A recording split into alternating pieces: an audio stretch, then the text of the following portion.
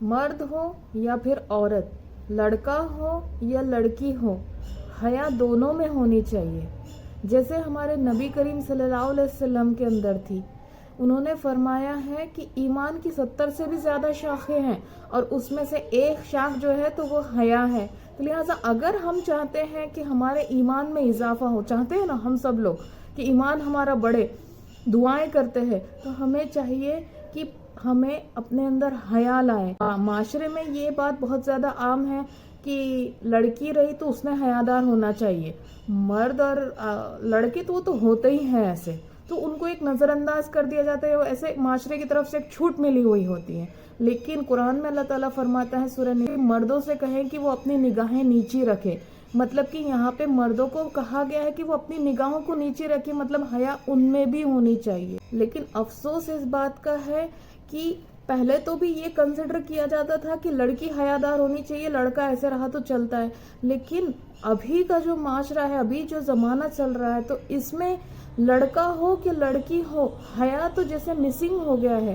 ویسٹرنزم، وہ اتنا زیادہ ویسٹرنزم کا انفلوئنس ہو گیا ہے معاشرے کے اوپر کہ جو جتنا زیادہ ویسٹرنزم کو اپنائے گا تو اتنا زیادہ وہ جو ہے تو ہائی فائی کہلایا جائے گا، وہ ماڈرن کہلایا جائے گا، وہ اپڈیٹڈ کہلایا جائے گا.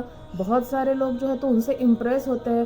لڑکا اگر ویسٹرنزم کو اپناتا ہے، اپنی لائف سٹائل اس طرح سے رکھتا ہے، تو لڑکی والے امپریس ہو کر جلدی اپنی لڑکی وہاں دینا چاہتے ہیں. لڑکی اگر ہائی فائی دکھتی ہے تو لڑکا چاہتا ہے کہ میرا سٹینڈرڈ ریز کرنے کے لیے میں اس سے نکاح کیسے کروں.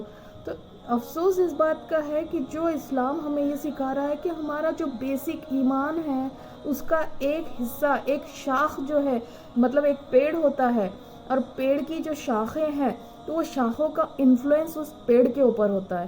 تو اس کی ایک شاخ یہ حیا ہے. اگر ہم چاہتے کہ ہمارا ایمان مضبوط ہو تو ہمیں جو ہے تو اپنی زندگی میں حیا لانی چاہیے. لڑکی اگر ہے تو اسے پردے میں رہنا چاہیے. نگاہوں، بعض لوگ کہتے ہیں کہ پردہ آنکھوں میں ہونا چاہیے، ایسا نہیں ہے. پردہ آنکھوں میں بھی ہونا چاہیے اور پردہ جسم پر بھی ہونا چاہیے، ہے نا. اور لڑکوں کو بھی چاہیے کہ اگر ان کے سامنے کوئی غیر محرم لڑکی آتی ہے تو اپنی نگاہوں کو نیچی کر لے.